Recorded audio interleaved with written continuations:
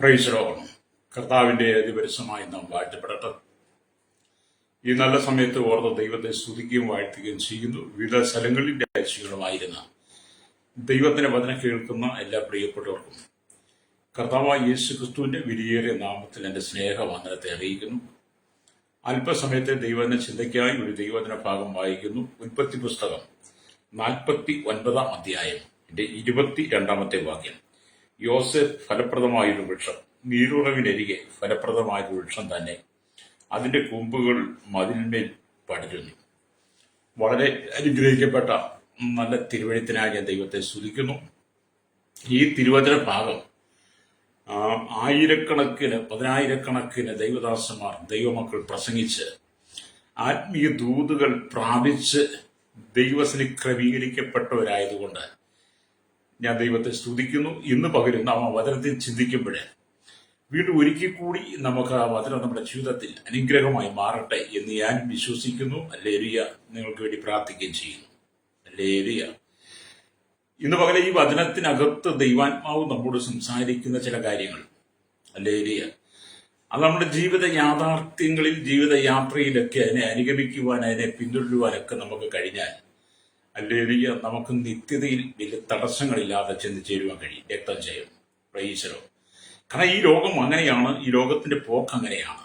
പ്രൈസലോ. അതുകൊണ്ട് വളരെ വിശുദ്ധിയോടെ നമ്മുടെ ജീവിതം കാത്തു സൂക്ഷിക്കുന്നില്ലെങ്കിൽ നമ്മൾ പരാജയപ്പെടാൻ സാധ്യതയുണ്ട്. ഈ വചനം ഇവിടെ വായിക്കുമ്പോൾ യാക്കോബിന്റെ അനുഗ്രഹം മക്കൾക്ക് കൊടുക്കുകയാണ്. യാക്കോബിന്റെ മരണസമയം അടുത്തപ്പോൾ യാക്കോബ് തന്റെ മക്കളെയൊക്കെ വിളിച്ച് അനുഗ്രഹിക്കുന്നതാണ് ഉൽപ്പത്തി പുസ്തകം 49 അധ്യായം നമ്മൾ വായിച്ചു വരുന്നത്. എല്ലാ ഭാഗവും ഞാൻ വായിക്കുന്നില്ല. ആ 22 വാക്യത്തിൽ മാത്രം നമ്മൾ നിന്ന് ചിന്തിക്കാൻ ആഗ്രഹിക്കുക. യോസേഫ് ഫലപ്രദമായ ഒരു വൃക്ഷം, ഹല്ലേലൂയ, നീരുറവിനരികെ ഫലപ്രദമായ ഒരു വൃക്ഷം തന്നെ, അതിന്റെ കൊമ്പുകളിൽ മതിലിന്മേൽ പടരുന്നു. ഒരപ്പൻ മകന് കൊടുക്കുന്ന അനുഗ്രഹമാണ്, അനുഗ്രഹത്തിന്റെ വാക്കുകളാണ്. അപ്പൻ മകനെ അനുഗ്രഹിക്കുന്നതാണ് കാണുന്നത്. Praise lord. ഈ കാലഘട്ടത്തിൽ ഇങ്ങനെയുള്ള അപ്പന്മാരുണ്ടോ ഇല്ലയോ എന്ന് അറിയില്ല. സ്തോത്രം. എന്റെ ശ്രദ്ധയിലെങ്ങും പെട്ടിട്ടില്ല. ഇനി നിങ്ങളുടെയൊക്കെ ശ്രദ്ധയിൽപ്പെട്ടിട്ടുണ്ടെങ്കിൽ നിങ്ങൾക്ക് നല്ലത് വരട്ടെ. നിങ്ങൾ വ്യക്തിക്ക് വേണ്ടി പ്രാർത്ഥിക്കുക. പക്ഷെ ഞാൻ അങ്ങനെ ആരും കണ്ടിട്ടില്ല. അതുകൊണ്ടാണ് എന്റെ ആത്മീയ ജീവിതത്തിലും ശുശ്രൂഷയിലും ഒക്കെ നോക്കുമ്പോൾ അങ്ങനെ ആരും കാണാൻ കഴിയുന്നില്ല. അപ്പന്മാരുടെ മരണസമയത്ത് മക്കളെ വിളിച്ച് അനുഗ്രഹിച്ച് ആശീർവദിക്കുന്ന ഒരനുഭവം ഇന്ന് പല കുടുംബങ്ങളിലും ഇല്ല. അതിന് ഉദാഹരണം പറഞ്ഞാല്, ഞാൻ പലരുടെയും ഭവനങ്ങളിൽ ചെന്നിട്ടുണ്ട്.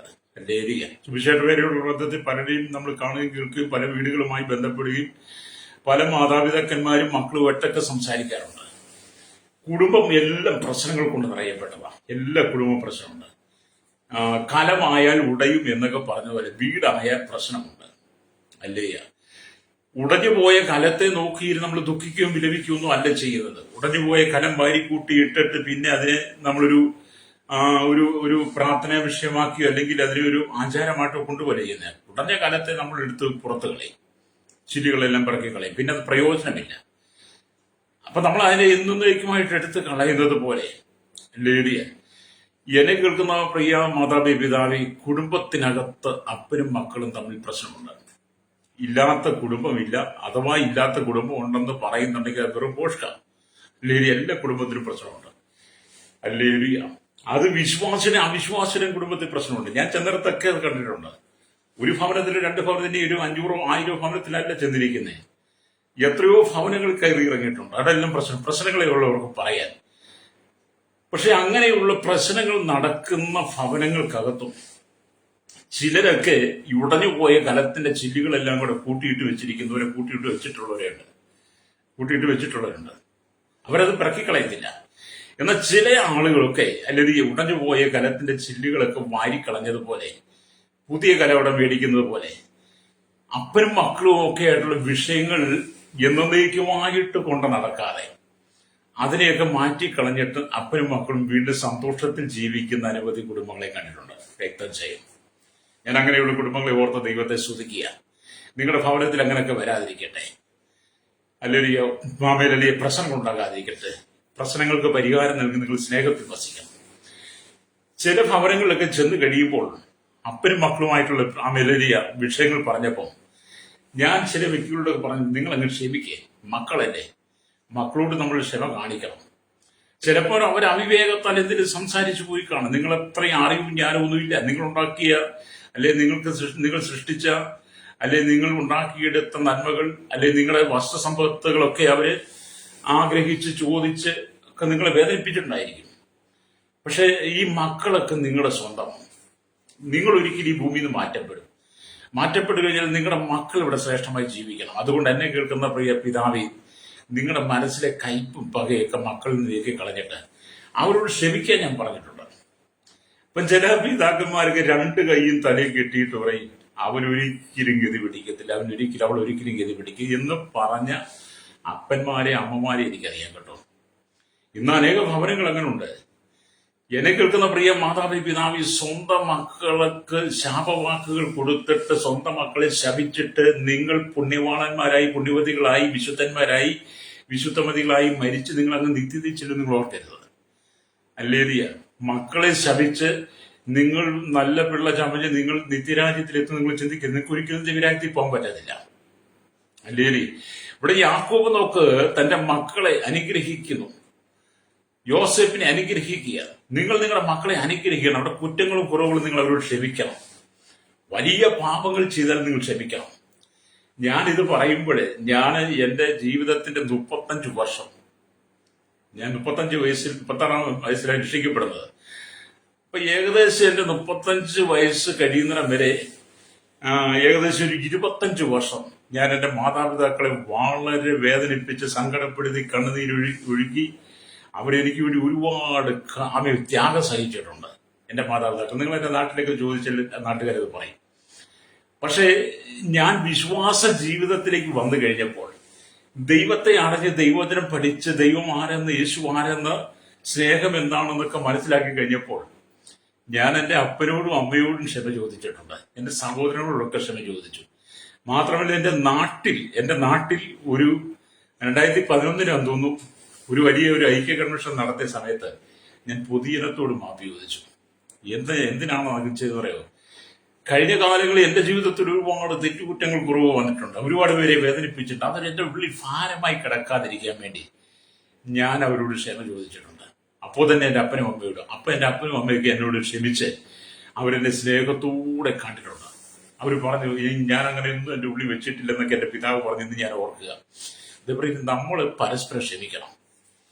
പരസ്പരം ക്ഷമിച്ച് പരസ്പരം സഹിച്ച് സ്നേഹം നിലനിർത്തി കൊണ്ടുപോകുന്നതായിരിക്കണം നമ്മുടെ കുടുംബം. ലേലിയ, അപ്പനും അമ്മയും ഒരിക്കലും മക്കളെ ശപിക്കരുത്. ലേലിയ, നിങ്ങളുടെ ശാപത്തിന്റെ കീഴിലെ കുഞ്ഞുങ്ങൾ വളരരുത്. അതുപോലെ മക്കൾ ചിന്തിക്കുന്ന മക്കൾ അപ്പനെ അമ്മയും ഒരിക്കലും ശപിക്കരുത്. ലേലിയ, കാരണം അപ്പനും അമ്മയും നിങ്ങളേക്ക് ഈ ഭൂമി ജന്മം തന്നവരാ. അവരെ മക്കൾ ഒരിക്കലും ശപിക്കുകയോ നിന്ദവാക്കുകൾ പറയുകയോ ചെയ്യരുത്. അവരുടെ ഭാഗത്തും തെറ്റുകുറ്റങ്ങളുണ്ട്, നിങ്ങളുടെ ഭാഗത്തും തെറ്റുകുറ്റങ്ങളുണ്ട്. തെറ്റുകുറ്റങ്ങളില്ലാത്തവരാരുമില്ല. അതുകൊണ്ട് ഇതിനെ പരസ്പരം ക്ഷമിക്കാൻ കഴിയണം. സൂര്യനെ അസ്തമിക്കുവോളം കോപം വെച്ചുകൊണ്ടിരിക്കരുതെന്നാണ് പൗലോസ് പറയുന്നത്. അല്ലേല്, പൗലോസ് പറയുന്നത് ദൈവാത്മാവ് പറഞ്ഞ കാര്യങ്ങളാണ്. അതുകൊണ്ട് നിങ്ങൾ യാക്കോബിനെ പോലെ മക്കളെ അനുഗ്രഹിക്കുന്നവരായിരിക്കണം. ഏത് സമയത്താണ് മരണം വരുന്നതെന്നും നമുക്ക് പറയാൻ കഴിയില്ല. അല്ലേ? ഞാൻ എൻ്റെ ജീവിതത്തിന്റെ അനുഭവത്തോടും ഈ യാക്കോബിന്റെ ജീവിതവും യാക്കോബ് ജോസഫിനെ അനുഗ്രഹിച്ചുള്ള ജീവിതത്തോട് ചില കാര്യങ്ങൾ പറഞ്ഞത് മാത്രം നിങ്ങളുടെ ജീവിതത്തിൽ എങ്ങനെയുണ്ടെന്ന് തിരുത്താൻ വേണ്ടിയിട്ടാണ്. ഞാൻ വായിച്ച വചനത്തിലേക്ക് വരുമ്പോൾ നമ്മൾ കഴിഞ്ഞ ചില ദിവസങ്ങളെ വേദപുസ്തകത്തിലെ ചില നല്ല വ്യക്തികളെ നമ്മൾ ചിന്തിക്കുന്നത്. അല്ലേലി, ഇന്നലെ നമ്മൾ യാക്കോബിനെ കുറിച്ച് ചിന്തിച്ചു. അല്ലേലിയ, ഇന്ന് നമ്മൾ ചിന്തിക്കുന്ന യോസേപ്പിനെ കുറിച്ച്. യോസേപ്പ് ഫലപ്രദമായ ഒരു വൃക്ഷം, നീരൂറൊരുകെ ഫലപ്രദമായ ഒരു വൃക്ഷം തന്നെ. അതിന്റെ കൊമ്പുകൾ മതിലിന്മേൽ പടരുന്നു എന്ന് തന്റെ ആഗ്രഹം, അപ്പന്റെ ഹൃദയത്തിലെ ആഗ്രഹം പരിശുദ്ധാത്മാവ് കൊടുത്തത് യോസേപ്പിന് മേൽ വരാൻ പോകുന്ന ഭാവിയിലെ അനുഗ്രഹങ്ങളെ ദൈവാത്മാവ് വെളിപ്പെടുത്തുകയാണ്. അല്ലേലിയ. അപ്പം സോദരം, പാപത്തിൽ നിന്നും രക്ഷപ്പെട്ടവൻ, പാപജീവിതത്തിൽ നിന്നും ലോകത്തിൽ നിന്ന് രക്ഷപ്പെട്ടവൻ, ജഡമോഹം, കൺമോഹം, ജീവനത്തിന്റെ പ്രതാപം, ലോകമോഹങ്ങൾ, സാത്താന്റെ വശീകരണങ്ങൾ, പ്രലോഭനങ്ങൾ ഒക്കെ യോസേപ്പിന്റെ ജീവിതത്തിൽ വന്നപ്പോൾ യോസേപ്പ് അതിനെ വലിച്ചെറിഞ്ഞു. ഹല്ലേലൂയ. അതിനെ ജയിച്ചു. ഹല്ലേലൂയ, സ്തോത്രം. ജഡത്തിലെ ആത്മാവിലെ കൺവെഷത്തെ നീക്കി ദൈവഭയത്തിൽ വിശുദ്ധിയെ തികച്ചുകൊണ്ട് യോസേപ്പ് കർത്താവിന്റെ സന്നിധിയിൽ ഉറപ്പോടെ നിൽക്കുക, അന്നും ഇന്നും. കേട്ടോ, സ്തോത്രം. ഹല്ലേലൂയ. അപ്പം യോസേപ്പ് ഒരു ദൈവഭക്തനാണ്, പാപത്തിൽ നിന്നും രക്ഷപ്പെട്ടവനാണ്, വിശുദ്ധ ജീവിതം നയിച്ചവനാണ്. ഹല്ലേലൂയ. അവന്റെ ദൈവഭക്തിയും അന്ത്യം വരെ കർത്താവിനോട് കൂടെ അവൻ നിന്ന നിഷ്കളങ്കതയും ഹല്ലേലൂയ വളരെ ആശ്ചര്യമാണ്. യോസേഫിന്റെ ജീവിതത്തിലെ ദൈവഭക്തിയും ഹല്ലേലൂയ സ്തോത്രം, അവന്റെ നിഷ്കളങ്കതയും യഹോവയോട് പറ്റിച്ചേർന്ന് നിന്നതും വളരെ ആശ്ചര്യമാണ്. അത് എന്നെ കേൾക്കുന്ന പ്രിയ മാതാവേ പിതാവേ, ഞാൻ ഈ വചനം പറയുമ്പോൾ എന്നെ കേൾക്കുന്ന പ്രിയ യുവതി യുവാക്കന്മാരൊക്കെ ശ്രദ്ധിക്കുക. നിങ്ങളുടെ ജീവിതം വളരെ വിശുദ്ധിയോടെ, ദൈവഭക്തിയോടെ, നിഷ്കളങ്കതയോടെ നിങ്ങൾ കാത്തു സൂക്ഷിച്ച് നിങ്ങൾ കർത്താവായ യേശു ക്രിസ്തുവിനോട് ചേർന്ന് പറ്റി നിൽക്കണം. Price the Lord. ലോകത്തിൽ ആരോട് നിങ്ങൾ പറ്റിച്ചേർന്ന് നിൽക്കരുത്. നിങ്ങൾക്ക് പറ്റിച്ചേർന്ന് നിൽക്കുവാൻ ഒരു വ്യക്തി എന്ന് പറയുന്നത് യേശുവാണ്. ഹല്ലേലൂയ. അപ്പൊ ഈ ലോകത്തിൽ നമുക്ക് മാതൃകയാക്കാൻ കഴിയുന്ന ഏക വ്യക്തി യേശു കർത്താവാണ്. സ്തോത്രം. ഹല്ലേലൂയ. അതുകൊണ്ട് നിങ്ങൾ യോസേപ്പിനെ പോലെ നിഷ്കളങ്കനായി മാറണം, വിശുദ്ധനായി മാറണം. യോസേപ്പിനെ പോലെ ഫലപ്രദമായ ഒരു വൃക്ഷമായി, നീരുറവിനരികെ ഫലപ്രദമായ വൃക്ഷം എന്ന് പറഞ്ഞാൽ ആറ്റിരിക്കത്ത് നട്ടിരിക്കുന്ന വൃക്ഷം പോലെ നിങ്ങൾ ദൈവവചനത്തിന് അടിസ്ഥാനമായി, ഹല്ലേലൂയ, ദൈവവചനത്തിന് ആധാരമായി നിങ്ങളുടെ വിശുദ്ധിയെ നഷ്ടപ്പെടുത്തി കളയാതെ ആറ്റിരികത്ത് വളരുന്ന വൃക്ഷം പോലെ, നീരുറവിന് അരികെ വളരുന്ന വൃക്ഷം പോലെ നിങ്ങൾ നിൽക്കണമെന്ന് ദൈവാത്മാവ് നമ്മെ ഓർപ്പിക്കുക. രക്തം ചെയ്യും. നിങ്ങൾ ചിലരെയൊക്കെ ദൈവം അതിനായി ഒരുക്കുക. ചിലരൊക്കെ അങ്ങനെ നിൽക്കുന്നതായിട്ട് ദൈവത്തിന്റെ ആത്മാവിനെ ആമെ ഓർപ്പിക്കുന്നുണ്ട്. ഹല്ലേലൂയ. ചിലരൊക്കെ അങ്ങനെയാണ് എന്നൊക്കെ ദൈവാത്മാവ് പറയുന്നുണ്ട്. ഹല്ലേലൂയ. അതെ, അങ്ങനെ തന്നെ ആകട്ടെ നമ്മുടെ ജനമെന്ന് ഞാൻ വിശ്വസിക്കുകയും പ്രാർത്ഥിക്കുകയും ചെയ്യുക. അപ്പം യോസേപ്പ് എന്ന വാക്കിന് അഭിവൃദ്ധി എന്നാകുന്നു അർത്ഥം. യോസേപ്പ് എന്ന വാക്കിന് അഭിവൃദ്ധി എന്നാകുന്ന അർത്ഥം. അപ്പൊ ഈ യാക്കോബിനും റാഹേലിനും ജനിച്ച 2 പുത്രന്മാരിൽ മൂത്തവനാണ് ഈ യോസേപ്പ് എന്ന് പറഞ്ഞ ആള്. ഹല്ലേലൂയ. യാക്കോബിനും ഹല്ലേലൂയ റാഹേലിനും ജനിച്ച 2 മക്കളിൽ മൂത്തവനാണ് യോസേപ്പ്. ഈ യോസേപ്പിന്റെ ജനനം മുതലേ ദൈവം അവനോട് കൂടെയുണ്ട്. ഉള്ളത് പറഞ്ഞാൽ യോസേപ്പ് അമ്മയുടെ ഉദരത്തിൽ പിണ്ഡാകാരമായിരുന്നപ്പോൾ തന്നെ ദൈവത്തിന്റെ ആത്മാവ് യോസേപ്പിനെ അതിൽ നിഷ്കളങ്കനും വിശുദ്ധനും നീതിമാനുമായിട്ട് കണ്ടിരുന്നു. ഹല്ലേലൂയ. യിരെമ്യാ പ്രവാചകനോട് പറയുന്നത്, നിന്റെ അമ്മയുടെ ഗർഭത്തിൽ വെച്ച് തന്നെ ഞാൻ നിന്നെ കണ്ടു അറിഞ്ഞു, ഞാൻ നിന്നെ ജാതികൾക്ക് പ്രവാചകനായി നിയമിച്ചു എന്നൊക്കെ പറഞ്ഞതുപോലെ യോസേപ്പിന്റെ ജീവിതം അങ്ങനെ തന്നെയാണ്. ഹല്ലേലൂയ. അപ്പൊ യോസേപ്പിനെ കുറിച്ച് ദൈവത്തിന് വളരെ ഹല്ലേലൂയ പദ്ധതികളുണ്ട്. ദൈവത്തിന് വളരെ പ്ലാനുണ്ട്. ഹല്ലേലൂയ. അത് യോസേപ്പിലൂടെ ചെയ്തെടുക്കുക എന്നുള്ളത് യഹോവയായി ദൈവത്തിന്റെ ആമേൻ ദൗത്യമാണ്. Price the Lord. എന്നെ കേൾക്കുന്ന മാതാവേ പിതാവേ, നിങ്ങളിലൂടെ ദൈവത്തിന് ഒരുപാട് കാര്യങ്ങൾ ചെയ്തെടുക്കാനുണ്ട്. കർത്താവിന്റെ ഒരുപാട് പ്ലാനിങ് നിങ്ങളിലൂടെ ചെയ്യാനുണ്ട്. നിങ്ങൾ ഒരുപാട് ദൈവിക ദൗത്യങ്ങൾ നിറവേറാനുണ്ട്. അതുകൊണ്ട് നിങ്ങളെ അമ്മയുടെ ഉദരത്തിൽ വെച്ച് തന്നെ ദൈവം നിങ്ങളെ തെരഞ്ഞെടുത്തതാണ്. പക്ഷെ നിങ്ങൾ ഈ ഭൂമി ജീവിക്കുമ്പോൾ പാപലോകത്തില, പാപജടത്തില, പാപത്തിൽ നിറയപ്പെട്ട് കിടക്കുന്ന ജനത്തോടൊപ്പമാണ് നിങ്ങളുടെ സംസർഗം. അതുകൊണ്ട് നിങ്ങൾ കാലിടറി പോകാൻ സാധ്യതയുണ്ട്.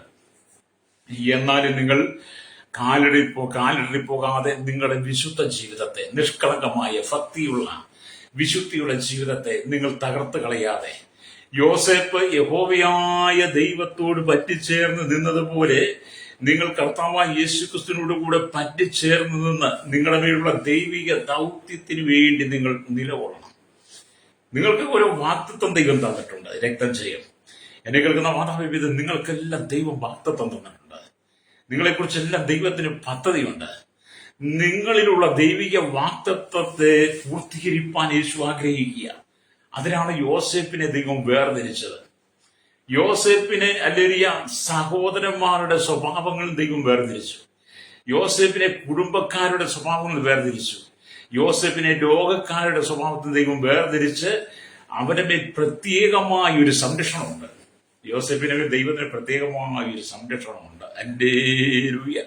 അത് എന്നെ കേൾക്കുന്ന മാതാവേ പിതാവേ, നിങ്ങളുടെ മേൽ പ്രത്യേകമായ ഒരു സംരക്ഷണം നമ്മുടെ കർത്താവിനുണ്ട്. Price the Lord. നിങ്ങളെ പാപത്തിലേക്ക് തള്ളിയിടുവാൻ, പാപത്തിലേക്ക് വലിച്ചിടുവാൻ പിശാച് സകല പദ്ധതിയുമായി കടന്നു വരുമ്പോൾ ഹല്ലേലൂയ നിങ്ങൾക്ക് പ്രലോഭനം തന്ന്, മോഹങ്ങൾ തന്ന് നിങ്ങളെ വശീകരിച്ച് നിങ്ങളെ തകർക്കുവാൻ അവൻ വരും. ഹല്ലേലൂയ. ആമേൻ.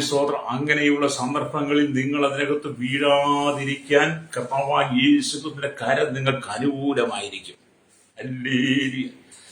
ഇവിടെ ദൈവത്തെ വായിക്കും കാണാൻ യോസേപ്പിന്റെ സൽഗുണങ്ങൾ നിമിത്തം പിതാവായ യാക്കോബ് വളരെയധികം അവനെ സ്നേഹിച്ചു. യോസേപ്പിന്റെ ജീവിതത്തിലെ സൽഗുണങ്ങൾ മുഖാന്തരം അവന്റെ പിതാവായ യാക്കോബ് അവനെ വളരെ സ്നേഹിച്ചു. തന്റെ സഹോദരന്മാർക്കില്ലാത്ത നാനാ വർണ്ണത്തിലുള്ള അങ്കി അവന് ലഭിച്ചു. യാക്കോബ് കണ്ട സ്വപ്നങ്ങൾ നിമിത്തവും നാനാവിധത്തിലുള്ള അങ്കി നിമിത്തവും സഹോദരന്മാർ യോസേപ്പിന് വിരോധമായി നിൽക്കുക.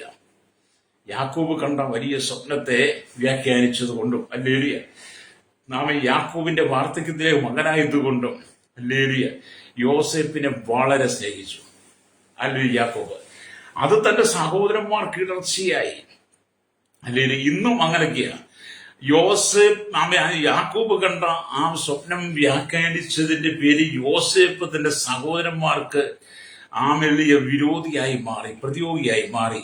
അല്ലെങ്കിൽ സഹോദരന്മാർ അവനെ വെറുത്തു എന്ന് പറഞ്ഞ പോലെ ഈ കാലഘട്ടത്തിൽ ദൈവത്തിന്റെ ആത്മാവ് നിങ്ങൾക്ക് ചില ആലോചന തരും. ഹല്ലേലൂയ. ചില വ്യക്തികളെ കുറിച്ച്, ചില ദേശത്തെ കുറിച്ച്, ചില അധികാരികളെ കുറിച്ച്, ഭരണാധിപന്മാരെ കുറിച്ച്, ദൈവസഭയെ കുറിച്ച്, ദൈവത്തിന്റെ ദാസ്യദാസന്മാരെ കുറിച്ച് ദൈവാത്മാവ് നിങ്ങൾക്ക് ചില വ്യക്തമായ ആലോചനകൾ തരുമ്പോൾ, ദർശനങ്ങൾ വെളിപ്പാട് തരുമ്പോൾ ഹല്ലേലൂയ നിങ്ങൾ അത് വിശ്വസിച്ചേറ്റെടുക്കണം. ഹല്ലേലൂയ. ആ ആലോചന തരുന്നത് നിങ്ങൾ മറ്റൊരാളോട് പറയുമ്പോൾ ഹല്ലേലൂയ അത് അവരുടെ ജീവിതത്തിനകത്തൊരു തിരുത്തലായി മാറണം. സ്തോത്രം. അത് നമുക്ക് ഇവിടെ യോസേപ്പിൽ കാണാൻ കഴിയും. ഹല്ലേലൂയ.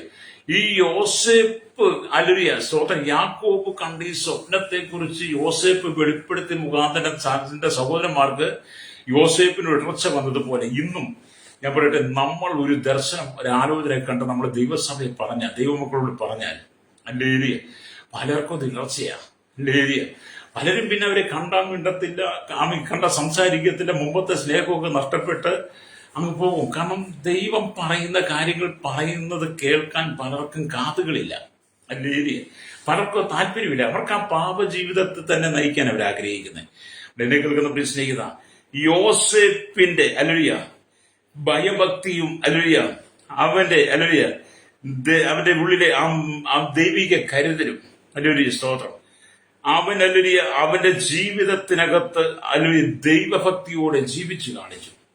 യോസേപ്പിന്റെ ദൈവഭക്തി, നിഷ്കളങ്കതയും സത്യസന്ധതയും ഒക്കെ, വിശുദ്ധിയൊക്കെ അവനത് ദൈവഭയത്തിൽ അവൻ ജീവിതത്തിൽ ജീവിച്ചു കാണിച്ചു. ഹല്ലേലൂയ. അവൻ ദൈവത്തിന്റെ വാക്തത്വം അവനുള്ളത് കൊണ്ട് ഹല്ലേലൂയ സ്തോത്രം അവൻ സകലത്തിനും പ്രയോജനകരമായിരുന്നു എന്നുള്ളതാണ്. പ്രയോജനമുള്ളവനാണ്.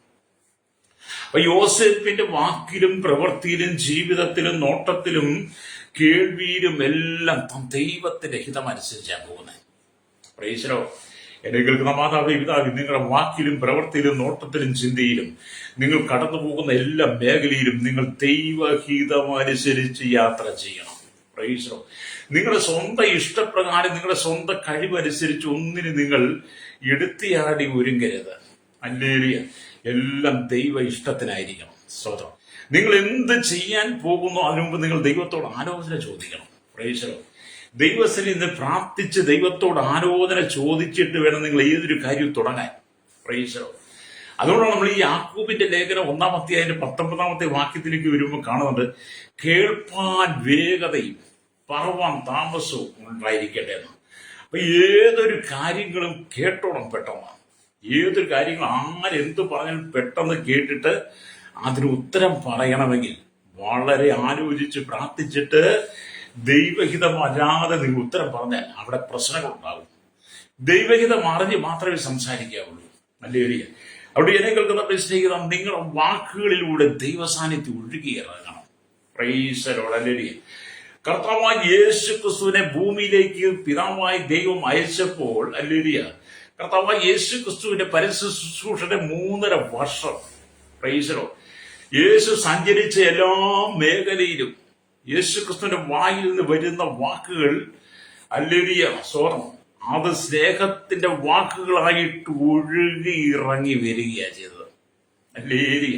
വലിയ വെള്ളം ഒഴുകി വരുന്നത് പോലെ, നീരുറവ് ഒഴുകുന്നത് പോലെ യേശുവിന്റെ വായിൽ നിന്ന് ഒഴുകി ഇറങ്ങിയ അതാണ്. ഒരിക്കൽ അവന്റെ പള്ളിയിലിരുന്നവർ പറഞ്ഞു അവന്റെ വായിലെ ലാവണ്യ വാക്കുകൾ. ഹല്ലേലൂയ സ്തോത്രം.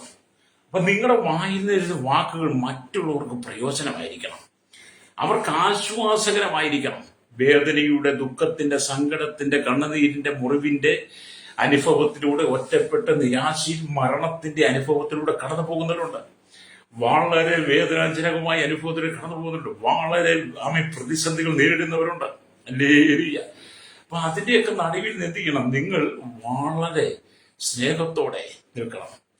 എന്നെ കേൾക്കുന്ന പ്രിയരെ, ഈ ചില സമയങ്ങളിൽ ചില ആളുകളുടെ വാക്കുകൾ നമ്മളെ വളരെ ആശ്വസിപ്പിക്കും. പ്രേക്ഷകോ, ചിലരുടെ വാക്കുകൾ മതി നമ്മുടെ ജീവിതത്തിന്റെ ഭാരങ്ങളൊക്കെ ഒഴിഞ്ഞു പോകാൻ.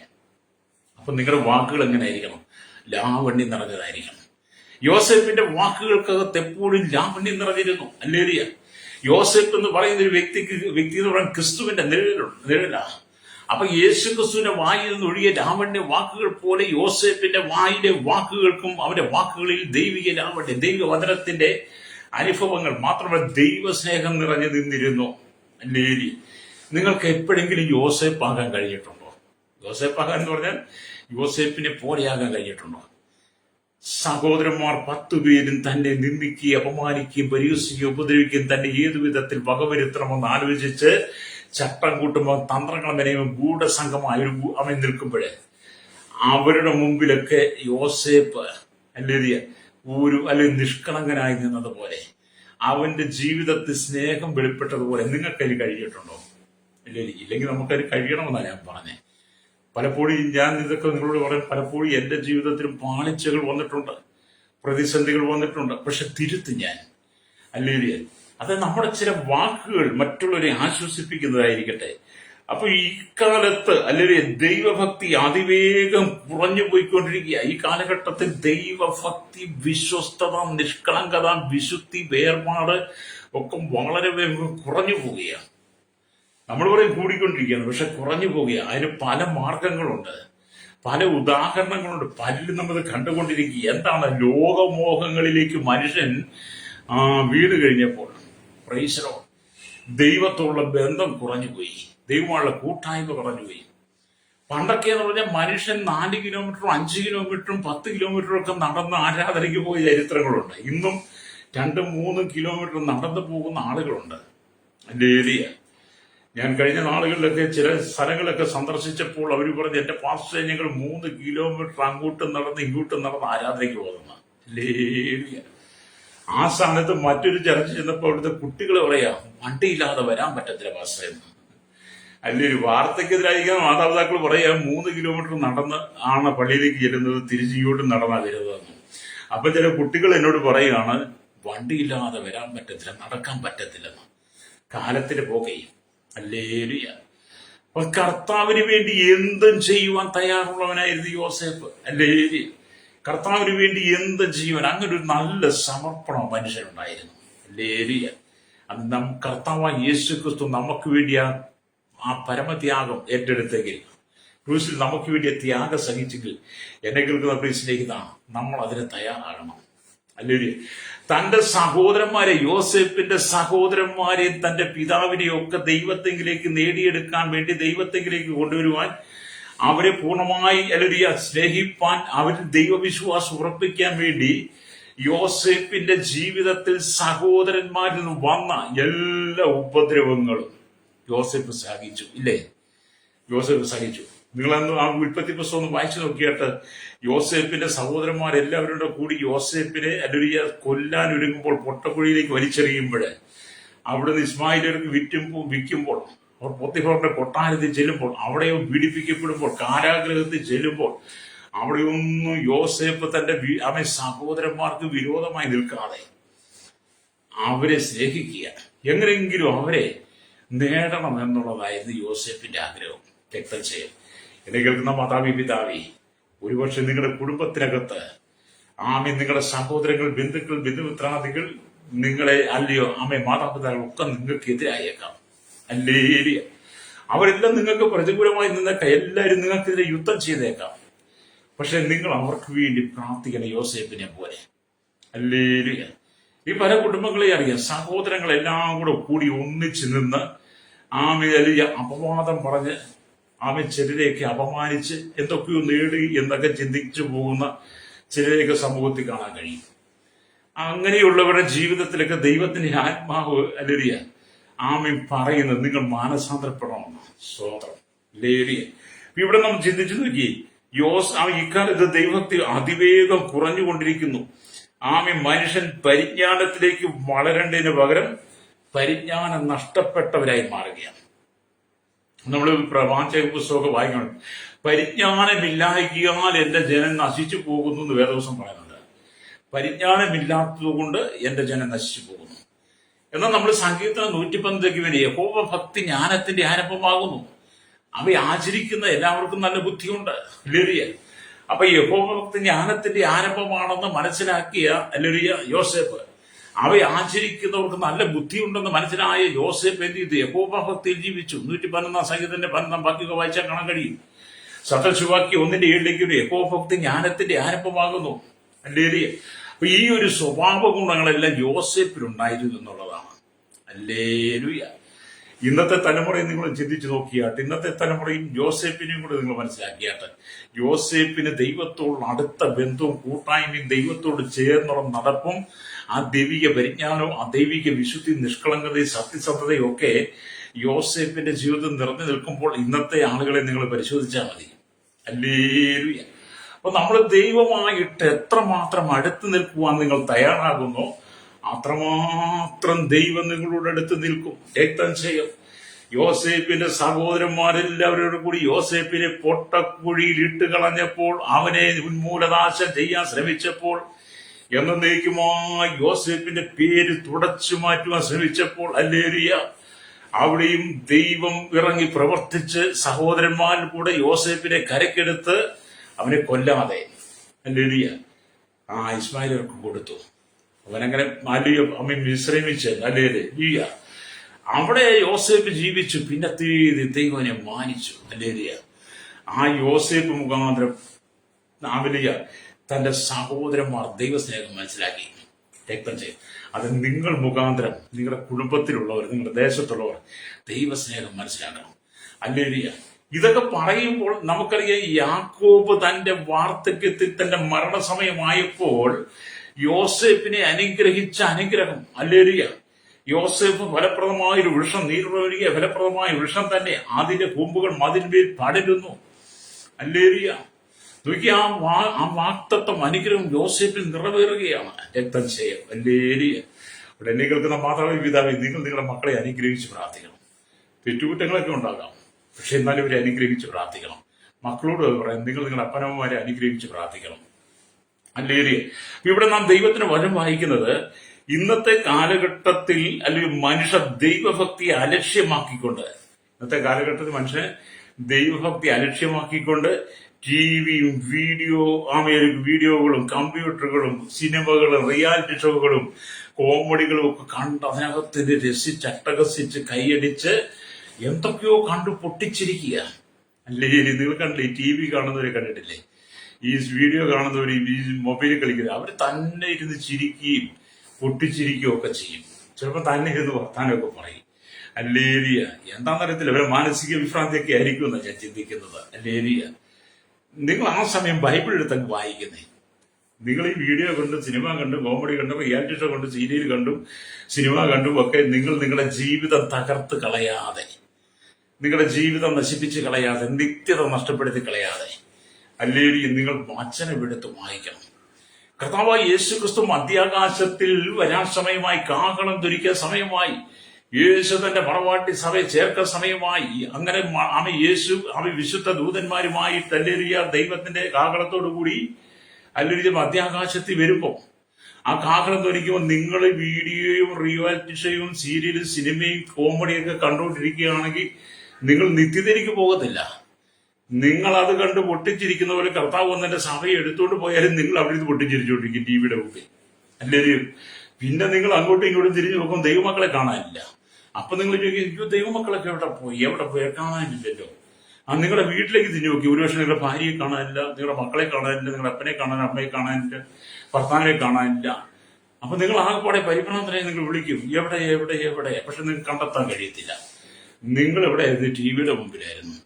നിങ്ങളിങ്ങനെ കോമഡി കണ്ട് സന്തോഷിച്ചുകൊണ്ടിരിക്കുകയായിരുന്നു. അതുകൊണ്ട് നിങ്ങൾക്ക് കർത്താവ് വന്നത് നിങ്ങൾക്ക് അറിയാൻ കഴിഞ്ഞില്ല.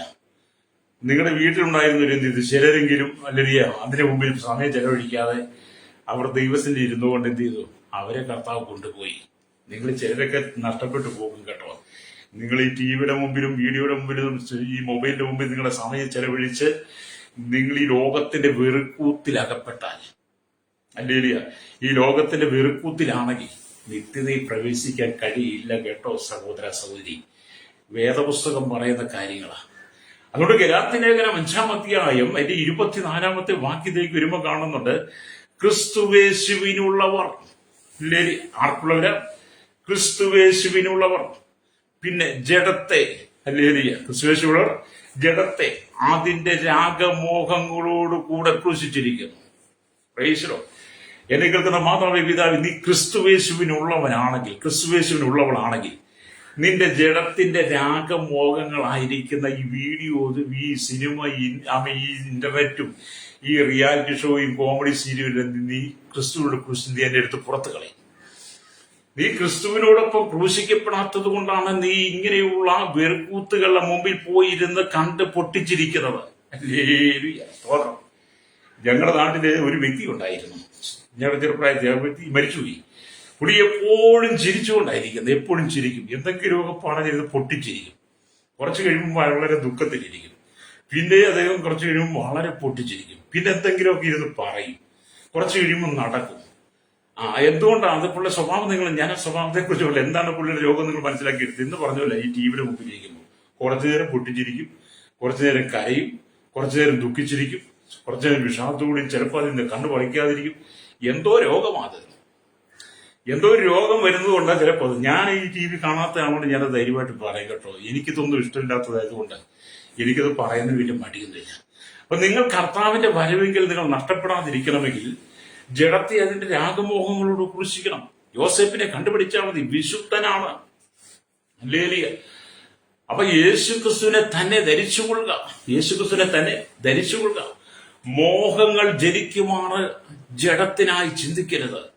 റോമലേഖനം 13:11 തോന്നുന്നു, വായിച്ചാൽ നമുക്ക് മനസ്സിലാകും. അപ്പൊ യേശുക്രിസ്തുവിനെ തന്നെ ധരിച്ചുകൊള്ളുക. മോഹങ്ങൾ ജനിക്കുമാറ് ജഡത്തിനായി ചിന്തിക്കരുത്. അതായത് നിങ്ങളുടെ ഉള്ളിൽ മോഹം വരത്തക്ക നിലയില് നിങ്ങളുടെ ജഡത്തിന് അവസരം കൊടുക്കരുത്. പ്രൈസലോ. ഇന്നത്തെ തലമുറ പലരും ദൈവരാജ്യത്തിൽ എത്തത്തില്ലെന്ന്. ഇന്നത്തെ വിശ്വാസ കൂട്ടത്തിൽ വിശ്വാസികളിടയിൽ നിന്ന് പലരും ദൈവരാജ്യത്തിൽ എത്തത്തില്ല.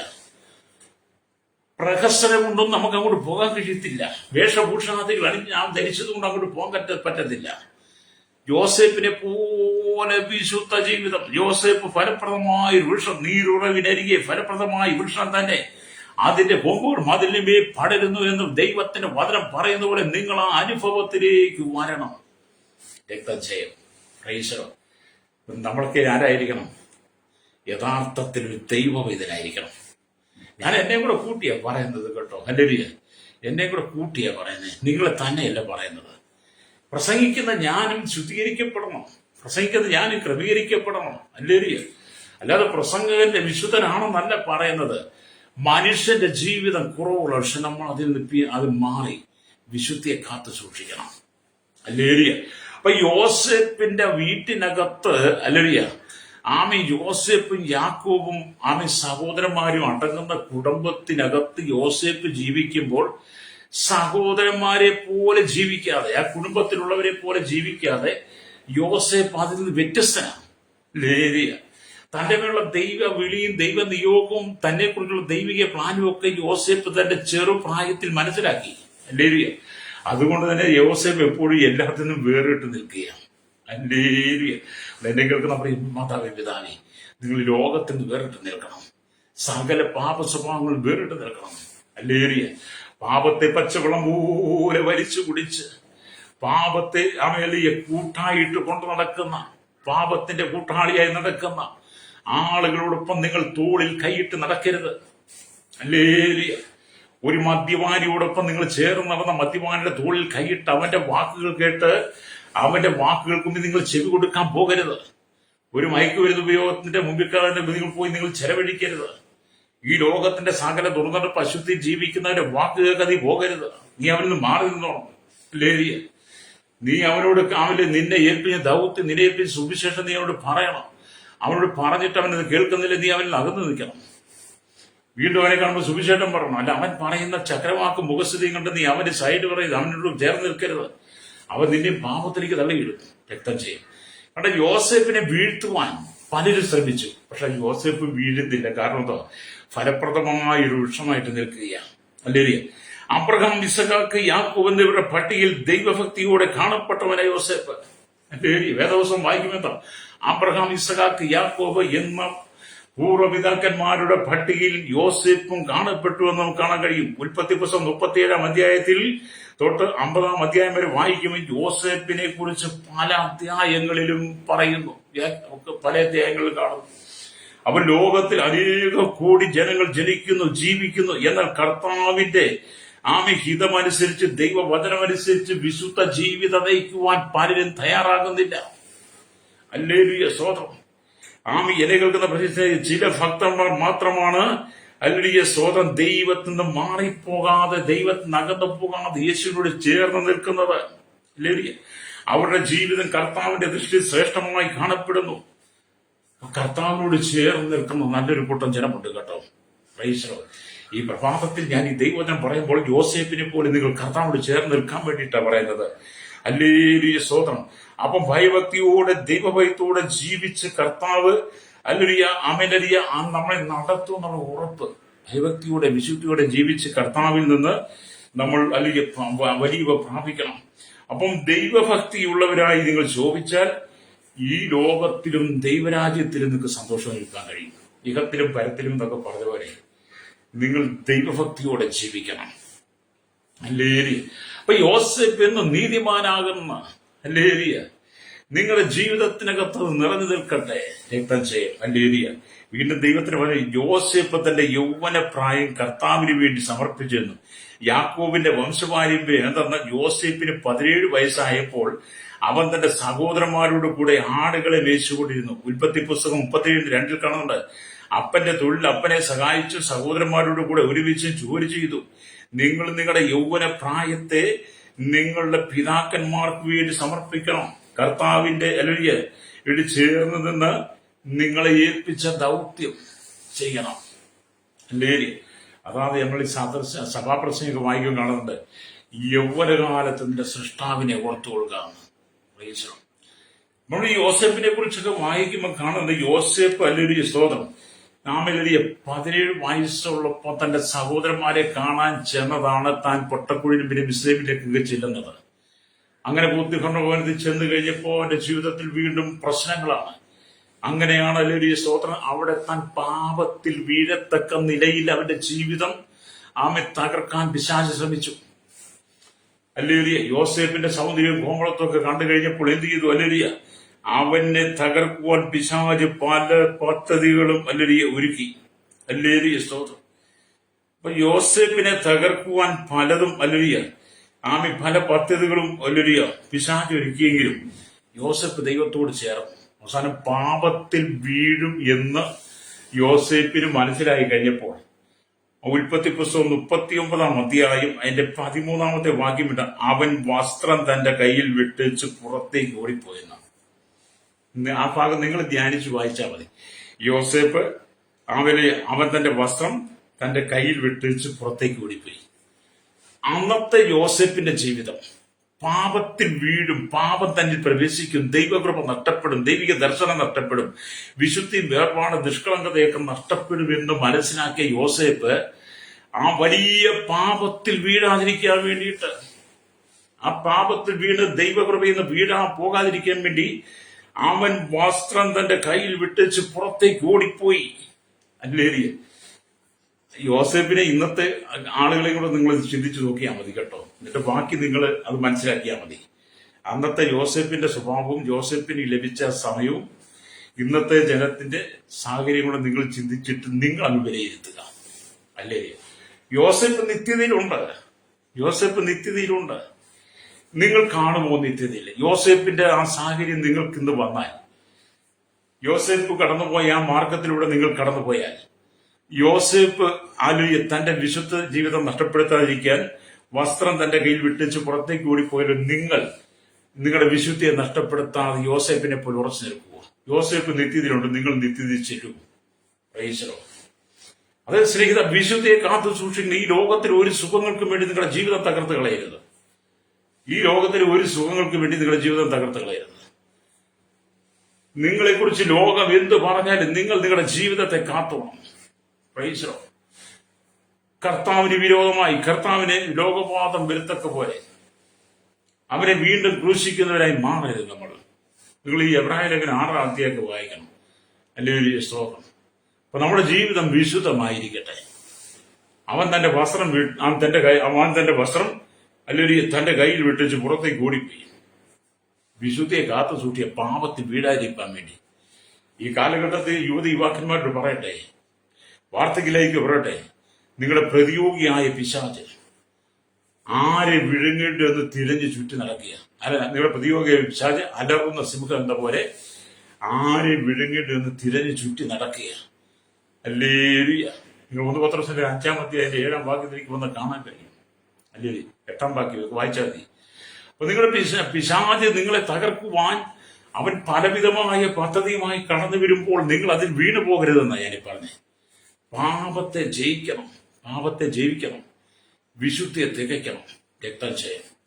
യോസേപ്പ് പാപത്തെ ജയിച്ചു, വിശുദ്ധിയെ തികച്ചു. ഹല്ലേലൂയ. യാക്കോബിന്റെ മരണസമയത്ത് തന്റെ വാർദ്ധക്യത്തിൽ യാക്കോബ് തന്റെ മകനെ അനുഗ്രഹിച്ച അനുഗ്രഹം അത് നമ്മൾ പ്രസംഗിക്കുക. യോസേപ്പ് ഫലപ്രദമായ ഒരു വൃക്ഷം, നീരൊഴുകിയ ഫലപ്രദമായ വൃക്ഷം തന്നെ, അതിന്റെ കൊമ്പുകൾ മതിന്മേൽ പടരുത്. പക്ഷേ ജീവിതത്തിലേക്ക് കൊണ്ടുവരണം. പ്രായോഗികമായ ജീവിതത്തിലേക്ക് ആ വചനത്തെ കൊണ്ടുവരണം. എന്നെ കേൾക്കുന്ന മാതാവ്, പിതാവ്, എന്നെ കേൾക്കുന്ന സഹോദര, വിശുദ്ധ ജീവിതം നയിച്ചെങ്കിൽ മാത്രമേ നിങ്ങൾക്ക് നിത്യതയിൽ എത്തുവാൻ കഴിയുള്ളൂ. ഹല്ലേലൂയ.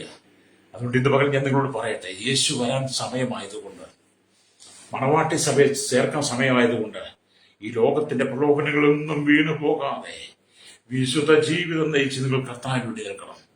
കർത്താവായ യേശു ക്രിസ്തുവിനെ അനുഗമിക്കുമ്പോൾ പ്രതിസന്ധികൾ, പ്രശ്നങ്ങൾ, വെല്ലുവിളികൾ ഒക്കെ ഉണ്ടാകാം, കഷ്ടങ്ങൾ വരാം. അല്ലെങ്കിൽ അതിലൊക്കെ നടുവിൽ നിങ്ങൾ വീട് പോകാതെ കർത്താവിന് വേണ്ടി ചേർന്ന് നിൽക്കണം. എന്നെ കേൾക്കുന്ന മാതാവ്, നിന്നെ കുറിച്ച് ദൈവത്തിന് പ്ലാനുണ്ട്, നിന്നെ കുറിച്ച് ദൈവത്തിന് പദ്ധതിയുണ്ട്. അത് കർത്താവ് നിന്നിലൂടെ തന്നെ നിവർത്തിപ്പാൻ ആഗ്രഹിക്കുകയാണ്.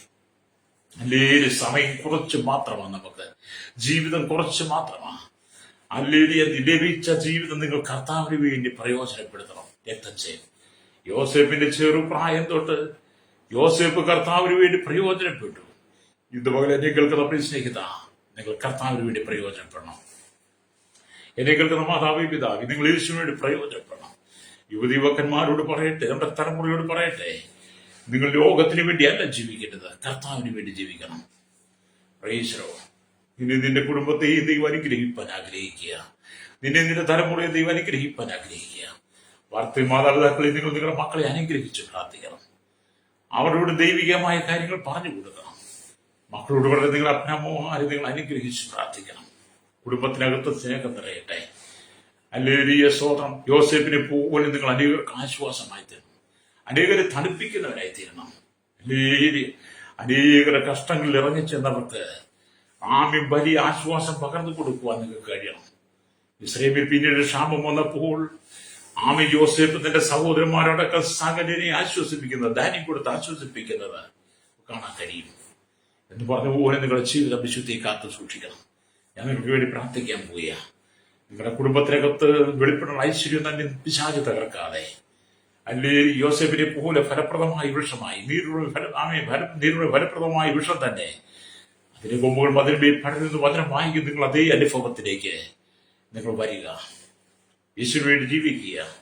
അതേ ഇതുപോലെ നിങ്ങളുടെ ജീവിതത്തിൽ തെറ്റുകുറ്റങ്ങൾ, കുറവുകളുണ്ടെങ്കിൽ നിങ്ങൾ ഇങ്ങനെ പറയാമോ, യേശുവേ, എന്റെ ജീവിതത്തിലെ തെറ്റുകുറ്റ കുറവുകളെല്ലാം ക്ഷമിച്ച് യോസേപ്പിനെ പോലെ ഫലപ്രദ വൃക്ഷമായി അങ്ങയ്ക്ക് വേണ്ടി നിലകൊള്ളുവാൻ എന്നെ ഏൽപ്പിക്കുന്നത് പറഞ്ഞ് പ്രാർത്ഥിച്ചാട്ട് പരിശുദ്ധ ഞങ്ങളുടെ നല്ല ദൈവമേ, സ്വർഗ്ഗ പിതാവേ, അനുഗ്രഹിക്കപ്പെട്ട നല്ല സമയത്തിനായി സ്തോത്രം. കർത്താവ് ഈ വചനം കേട്ടുകൊണ്ട് വലിയൊരു ചെറിയ ഞാൻ ഓർത്ത് പ്രാർത്ഥി ജാതി മത വർഗവർണ്ണ വ്യത്യാസമില്ലാതെ കുടിയിലോട്ട് കൊട്ടാരത്തിൽ വരെ പാർക്കുന്ന വലിയൊരു ചെറിയ എല്ലാ ധരാടിയന്മാരെയും ഞങ്ങൾ ദൈവങ്ങളെ ഏൽപ്പിക്കുന്നു. Village panchayat, municipality, corporation, taluk, block, ജില്ലാ ഭരണനേതാക്കൾ, സംസ്ഥാനങ്ങൾ, രാജ്യങ്ങൾ, രാഷ്ട്രങ്ങളെ ഭരിക്കുന്നവരെ, രാജാക്കന്മാർ, രാജ്യമാർ, പ്രധാനമന്ത്രി, പ്രസിഡന്റ്, ഗവർണർ, പട്ടാള മേധാവികൾ, ഗോത്രങ്ങളെ, ദ്വീപുകളെ, ആദിവാസികൾ, ട്രൈബലിന്റെ ഗോത്ര വിഭാഗങ്ങളെ, ആമീൻ കർത്താവ് ഭരിക്കുന്നവരെ, കരസേന, വ്യോമസേന, നാവികസേന, കർത്താവ് ക്രമസമാധാന പാലകരെ, നിയമനിർമ്മാണ രംഗത്ത് നിൽക്കുന്നവരെ, രഹസ്യാന്വേഷണങ്ങളെ, കർത്താവ് വീസ പ്രസിഹ പദ്ധതികൾ കാക്കുന്നവരെ, പോലീസിന്റെ വിവിധ സെക്ഷനുകൾ, കർത്താവ് ജുഡീഷ്യറിയുടെ വിവിധ വകുപ്പുകളെ, കരയിലും കടലിലും ആകാശമാർക്കും വാഹനം ഓടിക്കുന്നവരെ, യാത്ര ചെയ്യുന്നവരെ, വാഹന നിർമ്മിതാക്കൾ, അത് സെയിൽസ് ചെയ്യുന്നവർ, ആമക്കടലിലെ വാസികൾ, ആമേ തീരദേശവാസികൾ, അല്ലയൊരിയ കർത്താവ് മത്സ്യബന്ധന കടന്നു പോയിരിക്കുന്നവർ, അല്ലയൊരിയ കർത്താവ് സമുദ്രത്തിൽ കരികളിൽ ജോലി ചെയ്യുന്നവർ, കമ്പനികളിൽ ഫാക്ടറി ജോലി ചെയ്യുന്നവർ, ആമേ വരുന്നതുമായ എല്ലാ വ്യാപാരി വ്യവസായികളും വഴിയോര കച്ചവടക്കാരെ, കർത്താവ് കൺസ്ട്രക്ഷൻ മേഖല, മെക്കാനിക്, മോട്ടോർ രംഗത്ത്, യൂണിയൻ രംഗത്ത് പ്രവർത്തിക്കുന്നവർ, സഹകരണമേലും പൊതുമേഖല, വിദ്യാഭ്യാസ, ആരോഗ്യമേലും, ബാങ്കിങ് മേഖലയിൽ കർത്താവ് ആയിരിക്കുന്ന എല്ലാ പൊതുമേഖലയിലായിരിക്കുന്നവരെ, മത, സാമൂഹിക, സാംസ്കാരിക സംഘടന, ചരിത്രമാധ്യമ മീഡിയ നിൽക്കുന്നവരെ, സയന്റിസ്റ്റുകൾ, എഞ്ചിനീയർമാരെ കർത്താവിന്റെ കരങ്ങളിൽ ഏൽപ്പിക്കുന്നപ്പ, കർത്താവ് ദേശത്തും വിദേശത്തും ഒക്കെ കടന്നുപോയി ജോലി ചെയ്യുന്നവർ, കഷ്ടം സഹിക്കുന്ന പ്രതിസന്ധികൾ കടന്നു പോകുന്നവർ, സാലറി കിട്ടാതെ ഭാരപ്പെടും, ജോലി നഷ്ടപ്പെട്ടവർ, വിദേശത്തേക്ക് വിസ കിട്ടാതെ ഭാരപ്പെടുന്നവർ, വിസ നഷ്ടപ്പെട്ടവർ, വിസ പുതുക്കി കിട്ടാൻ വേണ്ടി ആഗ്രഹിക്കുന്നവർ, അല്ലുരിയെ പോലെ തന്നെ കർത്താവ് വിദേശ ജോലി കടന്നു കഷ്ടം സഹിക്കുന്ന ഒരു സൗകര്യമാണ്. എല്ലാവരും ഞങ്ങൾ ഓർത്ത് പ്രാർത്ഥിക്കുകയാണ്. സുവിശേഷത്തിന് വേണ്ടി ജീവൻ കൊടുത്തവരുണ്ട്, സുവിശേഷത്തിന് കഷ്ടം സഹിക്കുന്നത്, ജയിലിൽ കിടക്കുന്നവർ എല്ലാവരും വിട്ടിരിക്കണമേ. ശൈശവത്തിൽ, ബാല്യത്തിൽ, കൗമാരി, യുവനത്തിൽ, വാർദ്ധക്യത്തിൽ, ആരോഗ്യത്തിൽ, യാതൊരു ഓർഫനേജ്, ഓൾട്ടേജ് വീട് തലമുറയിലായിരിക്കുന്നവർ, മദ്യത്തിന് മയക്കൊരു മനസ്സിലേക്ക് അടിമപ്പെട്ട് പാപത്തടിപ്പെട്ട് കിടക്കുന്നവർ, ഭാവി ശാപത്തിൽ വീട് കിടക്കുന്ന എല്ലാവരും മടങ്ങി വരുവാൻ, വിവിധ ബന്ധനകൂടെ കടന്നുപോകാൻ മടങ്ങി വരണമായി. കേരളത്തിലെ 4 ജില്ലകളിൽ ഭാവി സ്വന്തം 3 കോടി ജനത്തെ തലമുറ എണ്ണത്തിൽ പെടാത്തവരെ, അന്യസംസ്ഥാന തൊഴിലാളികൾ ഓർത്ത് പ്രാർത്ഥിക്കും. ഇന്ത്യയുടെ 29 സംസ്ഥാന 7 കേന്ദ്രപ്രദേശ 6 ലക്ഷത്തിലെ ഗ്രാമങ്ങളെ 140 കോടിയോളം വരുന്ന ജനത്തിനായി നിങ്ങൾ പ്രാർത്ഥിക്കുന്ന ഇന്ത്യ ലോകരാജ്യങ്ങളെ ഓർത്ത് പ്രാർത്ഥിക്കുന്ന ഭൂഖണ്ഡങ്ങളെയും, തെക്കേ അമേരിക്ക, വടക്കേ America, Europe, Asia, Africa, Australia, Antarctic രാജ്യങ്ങൾക്കായി 800 കോടി ജനത്തിനായി, തലമുറകൾക്കായി പ്രാർത്ഥിക്കുന്ന സകല ഭരണാധിപന്മാരെ ഞാൻ ഓർത്ത് പ്രാർത്ഥിക്കുകയാണ്. വിശനത്തിന് മാനസാന്തരം കൊടുക്കണമേ. പാപം വിട്ടു മടങ്ങി വന്ന് വിശുദ്ധ ജീവിതം വെച്ച് കർത്താവിന്റെ വരവിനായി ഒരുങ്ങുവാൻ യോസേഫിനെ പോലെ ഫലപ്രദമായി രൂക്ഷമായി ഞങ്ങളുടെ ജനത്തെയോട് ഒരുക്കണമേ. സകല കൃത്യം വിട്ട് മടങ്ങി വരേണ്ടതായി ദൈവങ്ങൾ ഏൽപ്പിക്കുന്നു. സകല മഹത്വം എടുക്കണം യേശു കർത്താവിന്റെ വിളിയേറിയ നാമത്തിൽ തന്നെ. ആമേൻ, ആമേൻ.